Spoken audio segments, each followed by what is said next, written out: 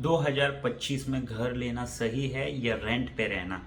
आपके आसपास भी लोग यही डिबेट कर रहे होंगे, ईएमआई बेटर है या रेंट। तो आज की वीडियो में हम रियल एग्जांपल के साथ समझेंगे कौन सा ऑप्शन फाइनेंशियली और प्रैक्टिकली स्मार्ट है, बाइंग और रेंटिंग। और एंड तक बने रहिएगा क्योंकि मैं एक बोनस टिप शेयर करूंगा जो आपको डिसीजन 100% क्लियर कर देगा। सबसे पहले बात करते हैं बाइंग की। घर खरीदने का एक इमोशनल सेटिस्फैक्शन होता है। अपना घर, अपनी जगह, अपनी फ्रीडम। कोई लैंडलॉर्ड नहीं, कोई रेंट इंक्रीज का टेंशन नहीं। आप जो चाहे वैसे डेकोर कर सकते हैं। लेकिन मुंबई जैसे सिटीज़ में buying comes with a big ticket price, down payment, registration, stamp duty, GST, maintenance और सबसे बड़ा ईएमआई फॉर 20 to 25 ईयर्स। फिर भी अगर आपका गोल है लॉन्ग टर्म स्टेबिलिटी और अप्रिसिएशन, बाइंग एक स्ट्रॉन्ग इन्वेस्टमेंट है। अब आते हैं रेंटिंग पे। रेंट पे रहने का सबसे बड़ा एडवांटेज ये है फ्लेक्सिबिलिटी।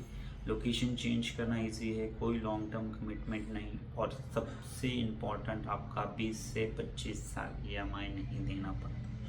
एग्जाम्पल लो, वसई में एक 2 BHK फ्लैट 70 लाख का है, उसका ईएमआई होगा अराउंड 60 या पर मंथ।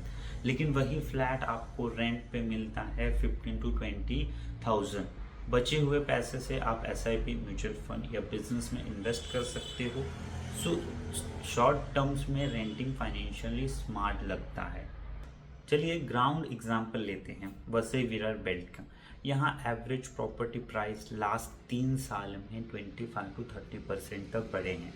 मतलब अगर आपने 50 लाख का घर लिया 2020 में, तो आज उसकी मार्केट वैल्यू 65 लाख के आसपास होगी।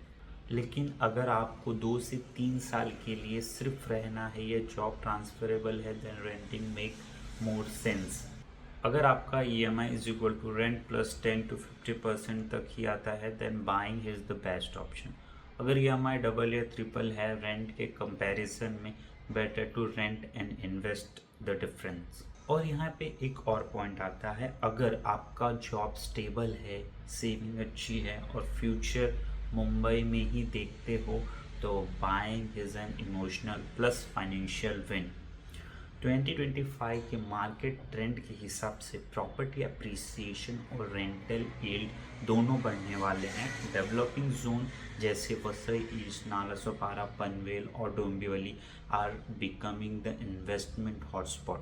तो अगर आपका बजट 40 to 80 लाख के बीच में है, प्रोजेक्ट जैसे दीप स्काई, वसई ईस्ट जैसे smart home best long term option हो सकते हैं। स्मार्ट एमिनिटीज, सिक्योरिटी और लाइफस्टाइल अपग्रेड सब एक साथ मिलता है यहाँ पर। तो दोस्तों, अब आप बताओ आपके लिए क्या बेटर है, रेंटिंग या बाइंग?